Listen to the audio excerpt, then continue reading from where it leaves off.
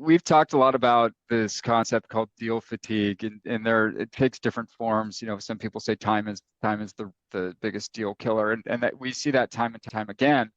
And what that comes from is really a lack of momentum in the transaction. If you really want to have a successful deal between a buyer and a seller, or two partners, depending on how you want to categorize the transaction, you need to build momentum. And that means you can't get bogged down by administrative things that should have been dealt with prior to the transaction.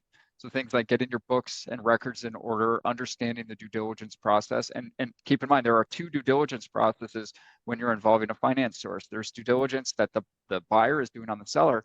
There's also due diligence that the bank is doing on the buyer, right? So understanding sort of those timelines, how much time it takes, and making sure that we're getting those tasks done early on so they don't creep into other vital time periods in the transaction and cause us to lose momentum.